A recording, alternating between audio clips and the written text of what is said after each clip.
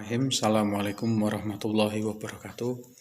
Saya perwakilan dari kelompok 5 mata kuliah administrasi dan manajemen pendidikan dengan kelompok yaitu Alif Fatoni, Putri Nurhayati, dan Rizaluddin Ahlan dengan dosen pengampu yaitu Ibu dosen Wilis Werdinesih MPDI.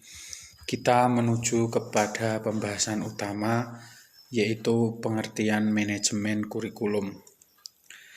Manajemen adalah proses kerjasama antara individu dan kelompok serta sumber daya lainnya dalam mencapai tujuan organisasi adalah sebagai manajerial. Itu adalah perkataan dari Harsey tahun 1988. Serta menurut Patterson dan E.G. Plowen dalam bukunya Business Organization and Management, manajemen dapat didefinisikan sebagai suatu teknik. Maksud dari tujuan dari sekelompok manusia tertentu ditetapkan, dijelaskan, dan dijalankan.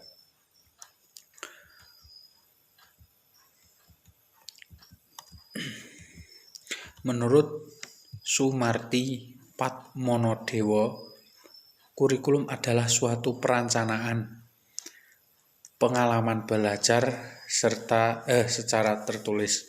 Kurikulum itu akan menghasilkan suatu proses yang akan terjadi seluruhnya di sekolahan. Rancangan tersebut merupakan silabus yang berupa daftar judul pelajaran dan urutnya serta tersusun secara runtut sehingga merupakan program.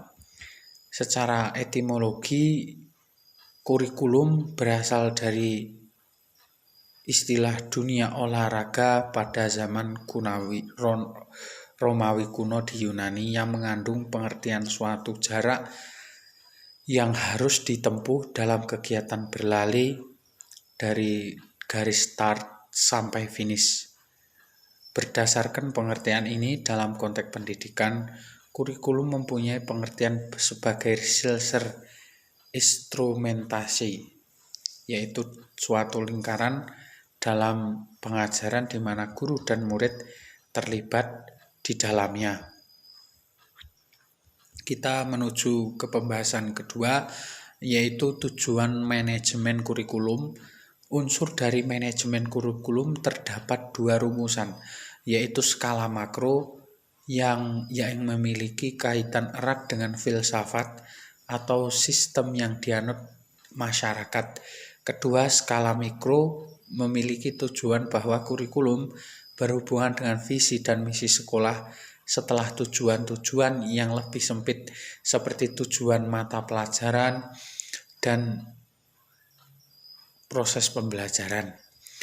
Manajemen kurikulum dalam pembelajaran bertujuan untuk 1. Pencapaian pengajaran, menitik beratkan pada peningkatan kualitas interaksi belajar mengajar.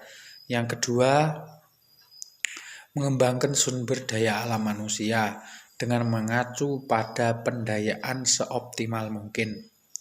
Pencapaian visi dan misi secara nasional. 4. Meningkatkan kualitas belajar mengajar di suatu pendidikan. Dan kita menuju kepada pembahasan selanjutnya, yaitu kegiatan dalam manajemen kurikulum. Kegiatan manajemen menitik beratkan pada usaha-usaha pembinaan situasi belajar mengajar di sekolah agar selalu terjamin kelancarannya. Kegiatan manajemen kurikulum yang terpenting di sekolah dapat disebutkan 3, yaitu 1. Kegiatan yang berhubungan dengan tugas guru. Ini ada pembagian tugas mengajar, ada pembagian tugas atau tanggung jawab ekstrakurikuler. Kedua, kegiatan yang berhubungan dengan proses pelaksanaan belajar mengajar. Ini contohnya ada penyusunan jadwal pelajaran, ada penyusunan program atau planning. Ketiga, monitoring pelaksanaan merupakan suatu kegiatan yang bertujuan untuk mengatasi pengembangan pelaksanaan penyelenggaraan sekolah potensial serta berpusat pada pengontrolan selama belajar yang bersifat klinis.